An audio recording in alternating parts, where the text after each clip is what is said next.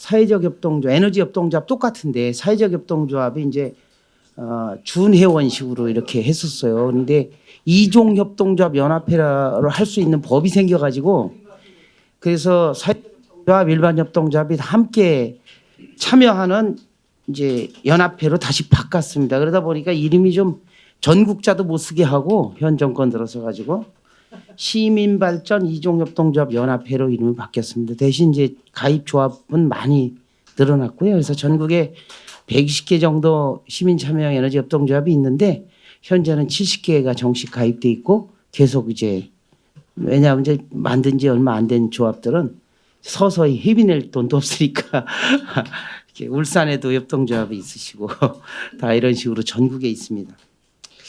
저를 오늘 토론에 와서 좀 이렇게 이야기를 하라고 하신 거는 현장에 좀 목소리를 들으려고 하신 것 같습니다. 뭐 정말 오늘도 공부 굉장히 많이 됐고요. 두 분 이제 박사님하고 변호사님의 그 아주 좋은 그런 발제에 정말 저희한테도 큰 도움이 됐습니다. 저는 이제 우리 지금 중요한 거 몇 가지를 얘기하겠습니다. 사실은 그런 계획도 중요한데 계획 따로 행동 따로. 계획도 막 이리 바꿨다 저리 바꿨다 하고. 그다음에 이제 이 핵심이 제가 이제 문재인 정부 탄소 중립 뭐 3020 TF 회의도 많이 갔었어요.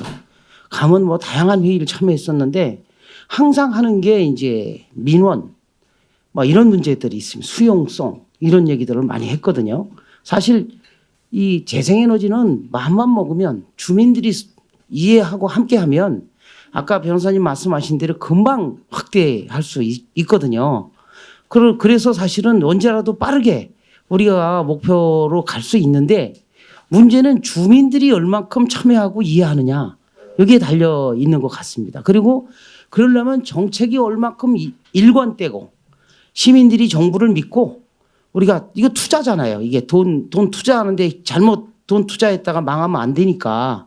그래서 그렇게 얼만큼 정부의 정책을 믿느냐, 정부의 정책이 일관되느냐 하는 문제가 있습니다. 그래서 이런 부분을 해야 되는데 지금 아까도 발제에서 말씀하셨지만 이 전라남북도, 광주, 제주도, 또 강원도, 경상도 일부 205개 변전소는 2031년까지 아예 접수조차 안 받아주겠다.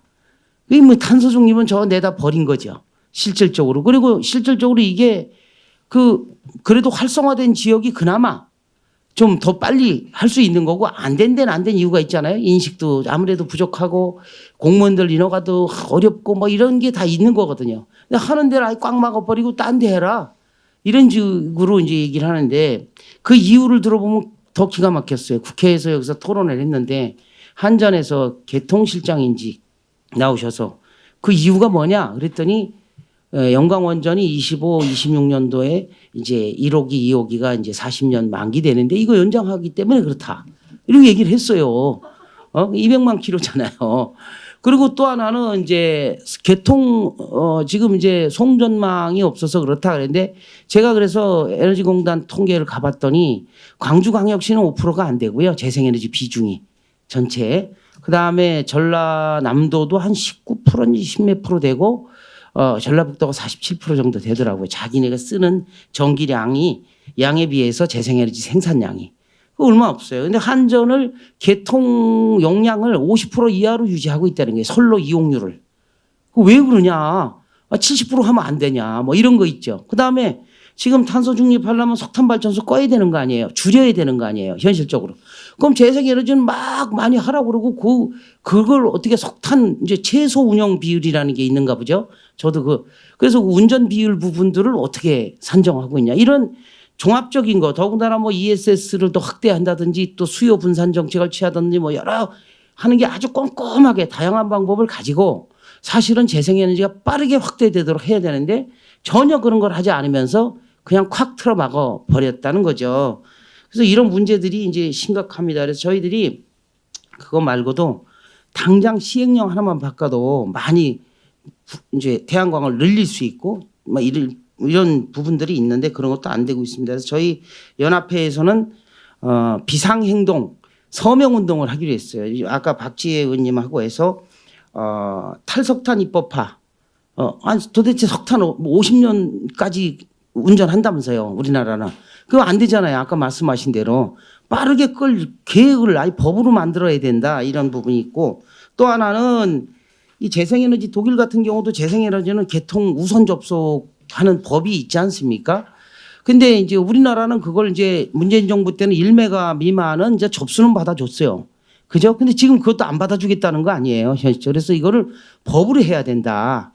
그 다음에 이제 재생에너지 보급도 목표만 정해놓고 세부 계획에서 막 오락가락 하니까 이런 로드맵도 좀 더 법에서 촘촘히 체크할 필요가 있다. 이런 부분들을 이제 하는 거고요. 특히 주민들이 참여가 핵심이잖아요. 국민들 참여가 핵심인데 국민들이 참여하는 거를 좀 더 아예 국가 정책으로 넣어야 된다. 이런 참여시키고 하는 부분들을 하다못해 뭐 신안군 같은 경우는 20% 이제 전체 큰 발전소의 20%를 주민 참여식으로 약간 좀 이렇게 편법 같지만 어찌됐든 저 사업자들이 빌려줘 가지고 거꾸로 출자를 받아서 하는 거지만 어찌됐든 그 햇빛연금식으로 해서 인구가 오히려 늘 정도로 상당한 주민들의 호응을 얻고 있잖아요. 실질적으로. 그래서 지금 대규모 발전소 짓는 것뿐만 아니라 우리나라에 있는 모든 건물 옥상에 태양광을 올리면 그 양도 만만치 않거든요. 그러니까 이런 부분들이 실제로 경제성은 충분히 나와요. 제가 보면. 근데 문제는 이거를 시행을 안 하는 거죠. 항상. 그래서 그런 문제들이 지금 돼 있습니다. 그리고 지금 이제 가격 제도도 보급 초기에는 고정 가격으로 해서 사줘야 많이 보급이 되거든요. 이제 독일처럼 보급률이 지금 뭐 한 60% 넘어간 상황에서 다양한 정책을 하고 있더라고요. 저도 지난달인가 독일을 갔다 왔는데 그런 이제 뭐 다양한 하는데 우리는 초기이기 때문에 일단은 고정 가격으로 국민들이 누구나 쉽게 이해하고 거기에 투자를 할 수 있도록 하고 그다음에 금융제도 같은 경우를 충분히 만들어 주면 좋겠다고 생각이 듭니다. 예를 들어서 저희 협동조합들이 발전소를 요새 좀 많이 짓고 있는데요. 그래봐야 전국으로 따지면 전체에 비하면 적지만 그래도 저희가 2만 명의 조합원이 넘었으니까 이제 빨리 10만 명, 저희가 300만 명이 목표거든요. 2030년에. 그럼 300만 명 가입하겠냐?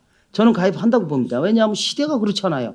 국민들이 참여 안 하고는 되질 않잖아요. 그렇기 때문에 이거는 우리가 잘해서가 아니고 그렇게 가야 되고 될 거다 이렇게 생각을 합니다. 그래서 이제 그런 부분이 보면 저희 협동조합이 발전소를 짓는데 신협중앙회가 공공부지나 이렇게 교회 부지나 학교 부지나 이런 부지들을 하면 근저당권 없이 신용 평가, 신용 체크 안 하고 신용 평가를 안 하고 80%까지 대출을 해주는 거를 우리가 같이 하고 있어요. 신협중앙회하고 우리 연합회가. 이건 획기적인 겁니다. 왜냐하면 우리나라 은행이 대출하는 게 딱 두 가지 아니에요? 담보 내놔 아니면 신용 있어? 이거 두 가지잖아요.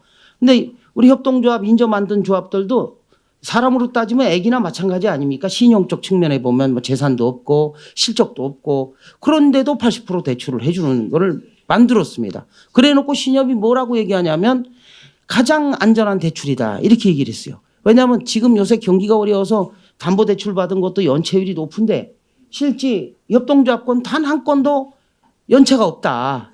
그래서 아주 우량한 대출 상품이다.